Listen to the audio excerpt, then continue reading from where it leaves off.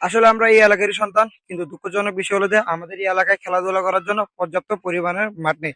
ফলে আমাদেরকে খেলাধুলা করার জন্য অন্য এলাকায় গিয়ে খেলাধুলা করতে হচ্ছে, এবং আমরা বিকেল টাইমটাতে আমাদের এলাকায় খেলাধুলা করতে না পারি আমরা মোবাইল আসক্তির দিকে এগিয়ে যাচ্ছি। আমরা পাঠ বই এবং শিক্ষকের সাথে মুখ থেকে শুনেছি যে খেলাধুলা স্বাস্থ্যের জন্য ভালো হয়, কিন্তু দুঃখের বিষয় বলতে হচ্ছে যে কি আমাদের বিদ্যালয় এবং এই আমাদের খেজুরতলা এলাকায় কোনো মাঠ নেই, তার কারণে আমরা কি খেলাধুলা ভালো মতো করতে পারতেছি না।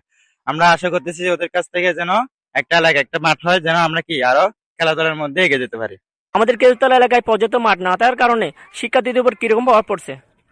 আসলে পর্যাপ্ত মাঠ না থাকার কারণে আমাদের এলাকায় শিক্ষার্থীদের যে শারীরিক বিকাশ ও সুস্থতা ব্যাহত হচ্ছে।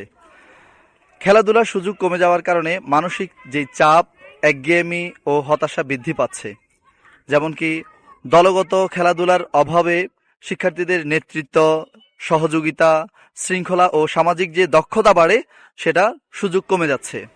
অবসর সময় শিক্ষার্থীরা মোবাইল ফোনে, ইন্টারনেট ও গেমিং এর প্রতি খুবই আসক্ত হয়ে উঠছে, এবং কি খেলাধুলার অভাবে শিক্ষার্থীদের মনোযোগ, আত্মবিশ্বাস, সৃজনশীলতা ও শিক্ষার পারফরমেন্সের উপর নেতিবাচক প্রভাব পড়তেছে।